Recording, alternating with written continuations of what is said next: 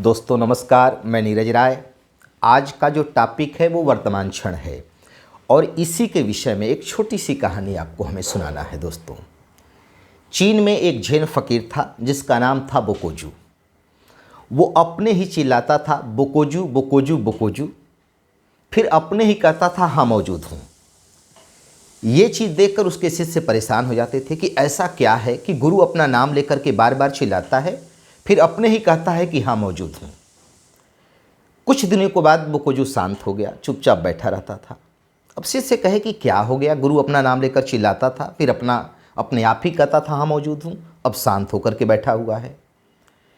एक शिष्य हिम्मत करके गया गुरु के पास और पूछा कि आप पिछले दिनों ऐसी हरकत करते थे, अब तो आप नहीं करते हैं। बोकोजू ने जवाब दिया कि अब जहाँ बोकोजू है वहीं मौजूद है। पहले मैं यहाँ बैठा रहता था लेकिन मेरी चेतना मेरे साथ नहीं रहती थी, अब मैं जहाँ हूँ वहीं मैं मौजूद हूँ। दोस्तों, ये जीवन का सार तत्व है, वर्तमान क्षण में जीना।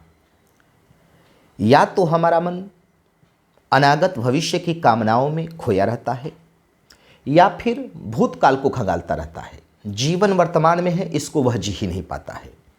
अगर वर्तमान क्षण में हम जीने का प्रयास करें तो इससे हमारा मन परम एकाग्र हो जाता है, बहुत अधिक मन की एकाग्रता बढ़ती है और मन के जो अवसाद हैं वो दूर हो जाते हैं।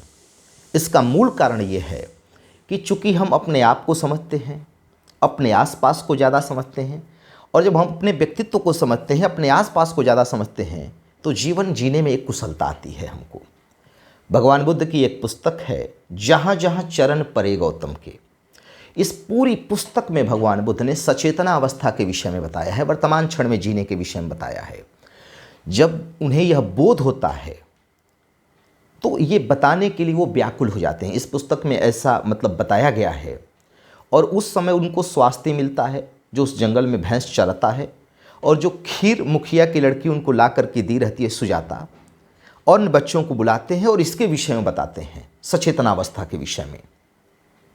इसी क्रम में वो श्रावस्ती में ध्यान करके शिलापट पर बैठे हुए थे। सुबह का समय था और एक यश नामक व्यापारी, जो अपने कर्म के गलत विचारों की वजह से बहुत परेशान हो गया था जीवन से, और कहता जा रहा था कि जीवन में बड़ा दुख है, बड़ा अवसाद है, ऐसी बातें कहते हुए जा रहा था। भगवान बुद्ध ने सुना, शिलापट पे बैठे हुए उसे रोका और रोक करके समझाया कि दुख का मूल कारण ये है कि हमारा मन या तो भविष्य काल में चला जाता है या फिर भूतकाल में चला जाता है, वो वर्तमान में रहता ही नहीं है। उन्होंने यश से कहा कि तुम सुबह का समय है, ये सुबह की प्रभाती है ये, और देखो हरी हरी पत्तियां, जो कोमल पत्तियां हैं, इनका सूर्य पोषण कर रहा है।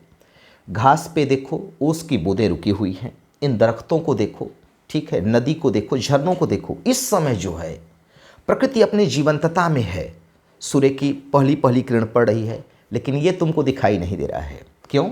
कि तुम्हारा मन भूतकाल में भ्रमण कर रहा है।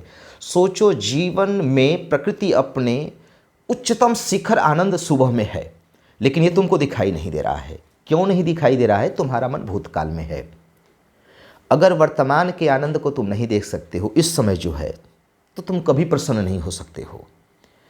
दोस्तों, ये बहुत बड़ी शिक्षा थी भगवान बुद्ध की, और इस पुस्तक में 8-10 जगह ऐसे वो एग्जाम्पल देकर के बार बार समझाते रहते हैं वर्तमान क्षण के विषय में, सचेतना अवस्था के विषय में। ठीक है, अगर इसका हम थोड़ा सा प्रयास कर लें तो हमारा मन संतुलित हो सकता है और चित्त में हमारी एकाग्रता बढ़ सकती है। ठीक है, ये विद्यार्थियों के लिए और किसी भी मनुष्य के लिए बेहद ही आवश्यक है। दोस्तों, यदि हमारा ये वीडियो पसंद आया होगा तो इसे लाइक, शेयर और सब्सक्राइब करिएगा। धन्यवाद।